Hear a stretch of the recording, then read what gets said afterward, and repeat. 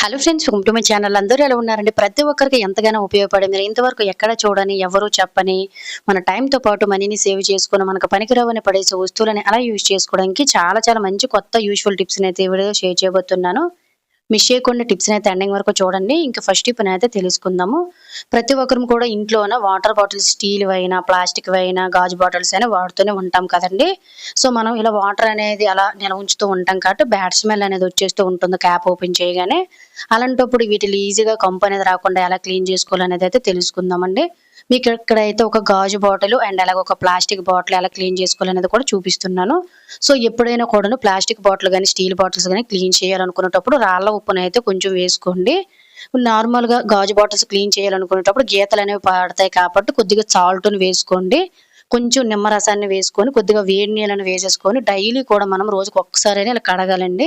లేదంటే విపరీతమైన స్మెల్ అనేది వచ్చేసి మనకి హెల్త్ ప్రాబ్లమ్స్ కూడా వచ్చేస్తూ ఉంటాయి. ముఖ్యంగా చిన్న పిల్లలకైతే.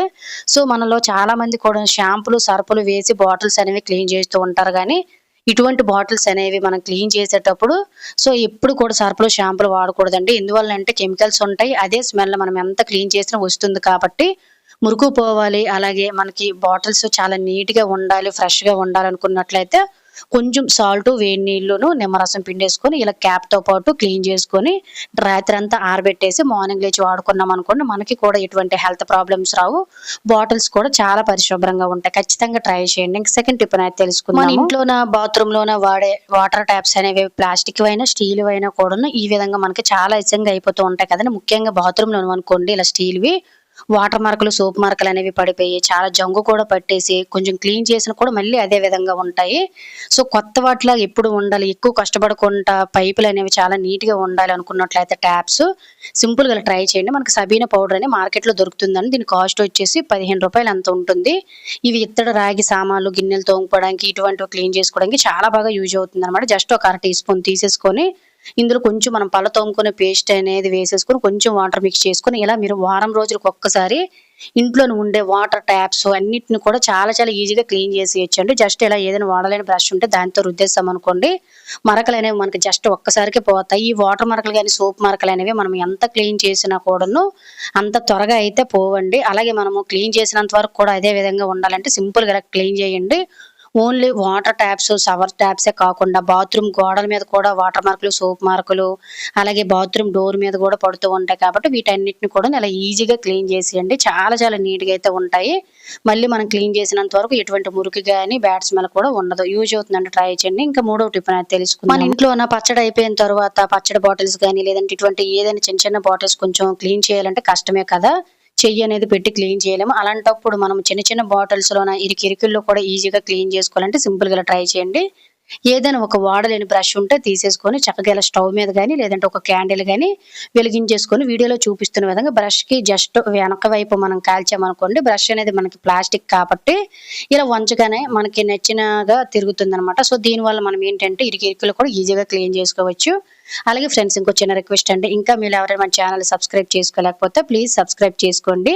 అలాగే వీడియో గనుక నచ్చినట్లయితే ప్లీజ్ ఒక లైక్ చేసి ఇటువంటి యూజ్‌ఫుల్ టిప్స్‌ని మీ ఫ్రెండ్స్ అండ్ ఫ్యామిలీకి షేర్ చేయడం అయితే మర్చిపోకండి. ఇలా కాల్చిన బ్రష్‌ని వేడి మీద ఉండేటప్పుడు ఇలా ఉంచామంటే మనకి ఈ విధంగా బ్రష్ అనేది రెడీ అయిపోతుందనమాట.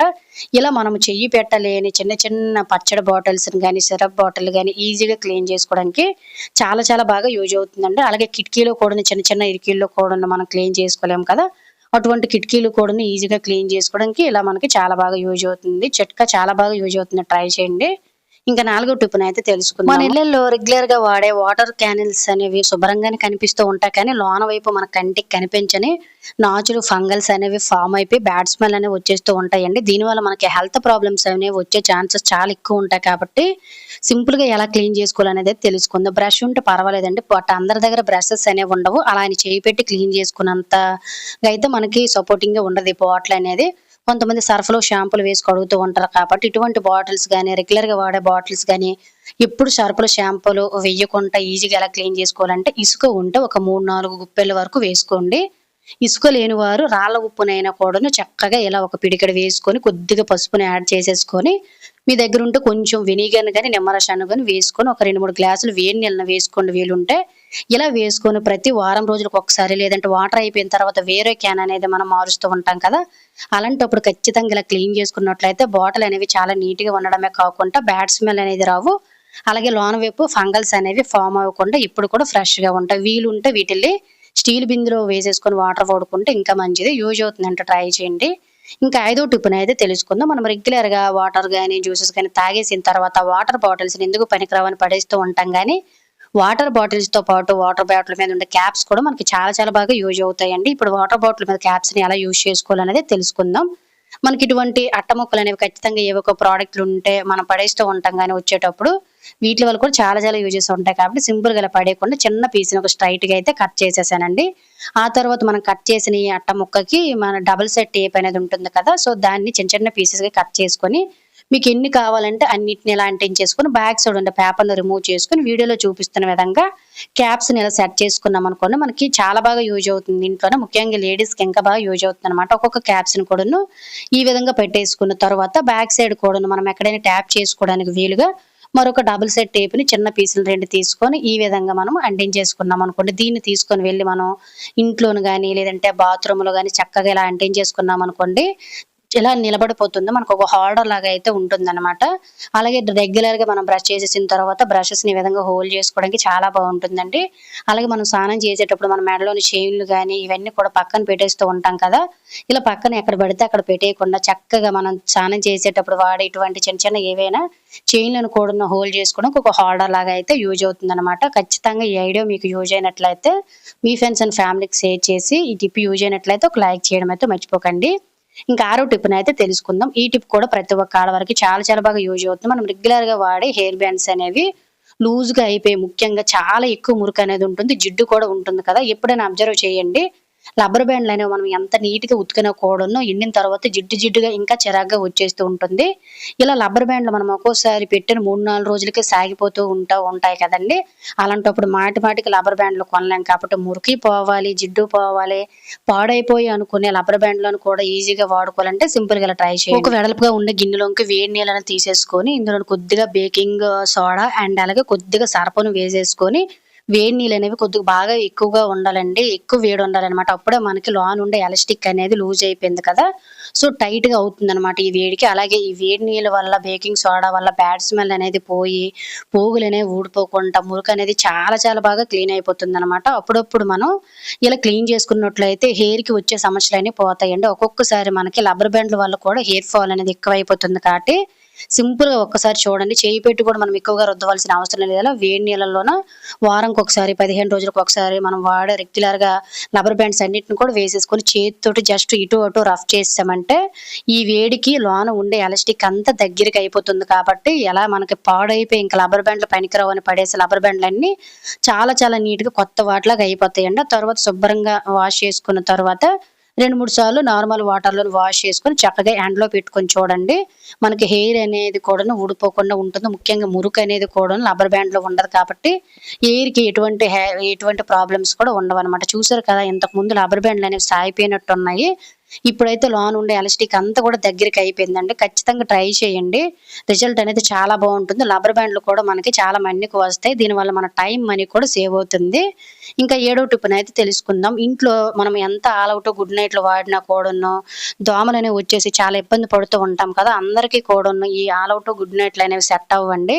హెల్త్ ప్రాబ్లమ్స్ అనేవి వచ్చేస్తూ ఉంటాయి. అలాగే కాస్ట్ కూడా ఎక్కువ. ఇలా ఇంట్లోనే ఉండే వాటితోటే ఇంట్లోనే ఒక్క దోమ కూడా రాకుండా ఉండాలంటే సింపుల్‌గా ఇలా హోమ్ రెమెడీ ఏంటంటే ట్రై చేయండి.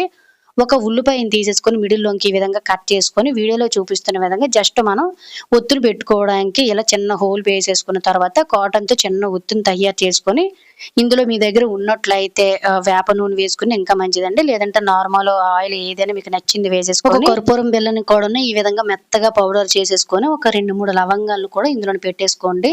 లవంగాల వల్ల మనకేంటంటే ఇంట్లో ఉండే ఈగలు, దోమలు, పురుగులు కూడాను చీమలు లాంటివి గట్టును ఈ ఘాటు వాసనకు పోతాయి కాబట్టి లవంగాలు ఖచ్చితంగా వేయండి. ఇలా ఒక 2, 3 లవంగాలు పెట్టేసుకొని ఇలా మీరు 3, 4 రోజులకు ఒకసారి లేదంటే దోమలున్న టైంలోన జస్ట్ ఇలా వెలిగించేసుకొని ఇల్లు మొత్తం కూడా ఒక్కసారి తిప్పేయండి. ఇలా తిప్పేసి తలుపులన్నీ కూడా క్లోజ్ చేసేసుకొని దీన్ని ఎక్కడ కావాలంటే అక్కడ మీరు పెట్టేసుకొని చూడండి. ఎటువంటి గుడ్ నైట్‌లు, ఆల్ ఔట్‌లు వాడవలసిన అవసరం లేదు. ఆనియన్ ఘాటుకి, అలాగే మనకి లవంగాల ఘాటుకి ఇంట్లో ఉండే ఈగలు, దోమలు, పురుగులు ఇవన్నీ కూడా చనిపోతాయన్నమాట. ఇంట్లో చిన్న పిల్లలు ఉన్నారనుకోండి దోమలనేవి లేకుండా జాగ్రత్తగా చూసుకోవాలండి. లేదంటే మలేరియా, డెంగ్యూ ఇటువంటి ప్రమాదకరమైన వ్యాధులొచ్చేస్తాయి కాబట్టి ఇంట్లోనికి ఎటువంటి ఆల్ ఔట్, గుడ్ నైట్‌లు వాడకుండా దోమలనేవి రాకుండా సింపుల్‌గా ఇలా ట్రై చేయండి. ఇంకా నెక్స్ట్ టిప్‌నైతే తెలుసుకుందాం. ప్రతి ఒక్కరు కూడా ఈ ప్రాబ్లమ్ సమ్మర్‌లో ఫేస్ చేస్తూనే ఉంటారు. చిన్నవారి దగ్గర నుంచి పెద్దవారి వరకు కూడాను సమ్మర్‌లోన ఎక్కువగా చెమటకాయలనేవి వచ్చేసి చాలా ఇబ్బంది పడుతూ ఉంటాం కదా! అలాగే వేడి కూడా చేసేస్తుంది. ఇలా ఒంట్లోన వేడనేది తగ్గి చలువ చేసి ఈ చెమరకాయలు, వేడి పొక్కులు రాకుండా ఉండాలంటే సింపుల్‌గా ఇలా ట్రై చేయండి. ఇది చాలా చాలా మంచి రెమెడీ అండి. పెద్దలు కూడాను అప్పటి రోజుల్లో ఎక్కువగా ఇలానే ట్రై చేసేవారు. మేము ఇప్పటికి కూడా ఇదే ట్రై చేస్తాము. అంటే మనం స్నానం చేసే ఏ వాటర్ అయితే ఉంటుందో దాన్ని బకెట్‌లో గానీ, లేదంటే నార్మల్‌గా ఇలా తపేలతో గానీ వేసేసుకొని, కొద్దిగా పసుపు కలిపేసుకొని, ఎండలో పెట్టేసుకొని, చక్కగా ఈవినింగ్ టైంలో పెద్దవారైనా, చిన్నవారైనా స్నానం చేయండి. చలువ చేస్తుంది. చెమట పొక్కులు, చెమరకాయలు కూడా ఏవి రావు. ఇంక నెక్స్ట్ టిప్‌నైతే తెలుసుకుందామండి.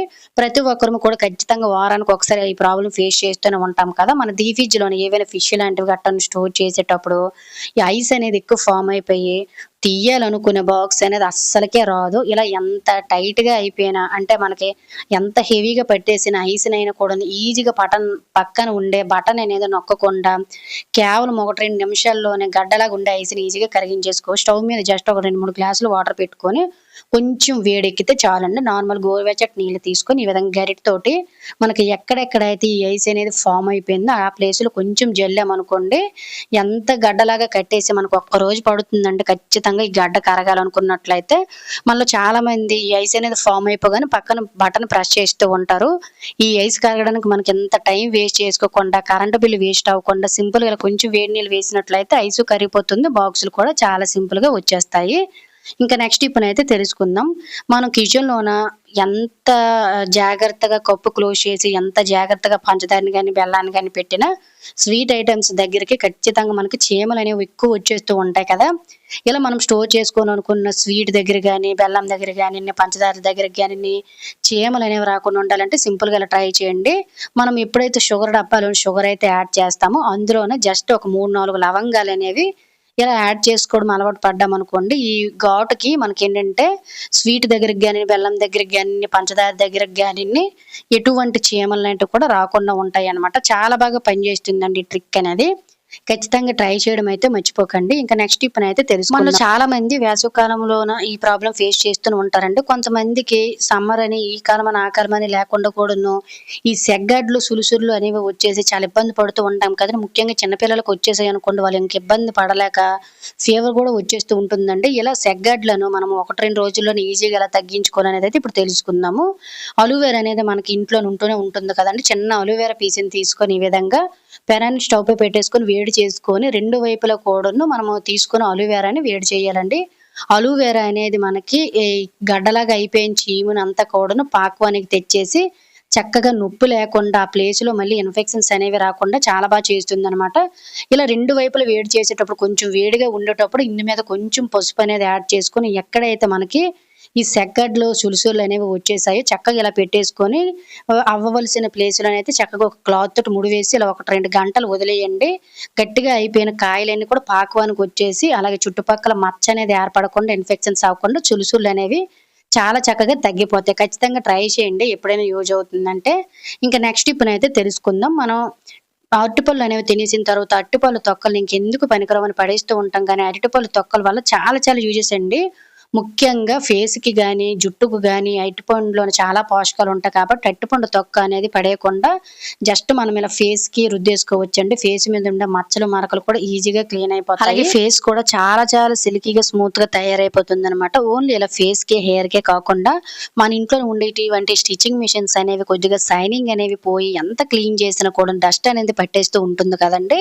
సో, ఇటువంటి వాటిల్లో ఈజీగా డస్ట్ అనేది పట్టినా కూడా మంచి షైనింగ్‌తో పాటు నార్మల్‌గా ఎలా క్లీన్ చేసుకోవాలనేది తెలుసుకుందాం. నార్మల్‌గా మనం తడిగుడ్డ పెట్టేస్తే క్లీన్ అయిపోయినట్టు కనిపిస్తుంది కానీ షైనింగ్ అనేది ఉండదు. కొంతమంది ఆయిలింగ్ అవి చేస్తూ ఉంటారు. ఇవేవి లేకుండా చక్కగా ఇలా అరటిపండు తొక్కను పడేయకుండా మనము ఎప్పుడప్పుడు వాడే మిషన్‌కి చక్కగా ఇలా మనం ఇలా పామేసామనుకోండి మాయిశ్చరైజేషన్ అనేది మనకి ఎక్కువగా ఉంటుందండి అరటిపండు తొక్కలోన. కాబట్టి ఇటువంటి వాటన్నిటిని కూడా చాలా చాలా ఈజీగా క్లీన్ చేసుకోవచ్చనమాట. చూసారు కదా ఒకసారి ఎంత డస్ట్ అనేది ఉందో. నేనైతే ఖచ్చితంగా వారానికి 2, 3 సార్లు క్లీన్ చేస్తూ ఉంటాను కానీ డస్ట్ అనేది ఖచ్చితంగా పట్టేస్తూ ఉంటుందండి. ఎప్పుడైనా అరటిపండు తొక్కలు అరటిపండు తినేసిన తర్వాత అరటిపండు తిక్కను కూడా నేను పడేయకుండా చక్కగా ఇలా మిషన్ క్లీన్ చేసుకుంటూ ఉంటాను. మళ్ళీ క్లీన్ చేసినంత వరకు అలానే ఉంటుంది. ముఖ్యంగా షైనింగ్ అనేది పెట్టినట్టు ఉంటుందనమాట పాలిష్ అనేవి. ఇలా అరటిపండు తొక్కతోటి చక్కగా రుద్దేసుకున్న తరువాత ఒక తడిగుడ్డతోటి ఇలా తుడిచేసి వదిలేసామనుకోండి మిషన్ అనేది చాలా చాలా కొత్త దానిలా ఉంటుందండి. క్లీన్ చేస్తే మీకే తెలుస్తుంది. ఇలా ఓన్లీ మిషన్‌లే కాకుండా ఫ్రిడ్జ్ మీద ఉండే డోరు, అలాగే మనకేంటి గ్రైండర్‌లు, మిక్సీలు ఇటువంటి ఐటెమ్స్ అన్నిటిని ఈజీగా క్లీన్ చేసుకోవడానికి మనకి చాలా చాలా బాగా యూజ్ అవుతుందనమాట. ఒకసారి మొత్తం కూడా నేను మిషన్ అంతా క్లీన్ చేసేసిన తర్వాత అయితే మీకు చూపిస్తున్నాను చూడండి. మిషన్ ఇంతకు ముందుకి ఇప్పటికి ఎంత డిఫరెంట్ ఉందో. ఎటువంటి నేను పాలిష్‌లు, షైనింగ్‌లు పెట్టలేదండి. జస్ట్ అరటిపండుతో తొక్కతో తుడిచి, తడిగుడ్డతో తుడిచేశాను. నెల రోజులైనా కూడాను షైనింగ్ లుక్ అనేది పోకుండా మిషన్ అనేది ఇదే విధంగా ఉంటుందనమాట. ఇలా మనకి పనికిరావని పడేసే వస్తువులను యూజ్ చేసుకొని, మన టైమ్‌ని సేవ్ చేసుకోవచ్చు, మనీని కూడా సేవ్ చేసుకోవచ్చు. సో, ఇది ఫ్రెండ్స్ ఈరోజు వీడియోలో అయితే టిప్స్. ఖచ్చితంగా టిప్స్ మీకు యూజ్ అయ్యాయని అనుకుంటున్నాను. టిప్స్ గనుక యూజ్ అయినట్లయితే please like, share, subscribe my channel. Thank you for watching.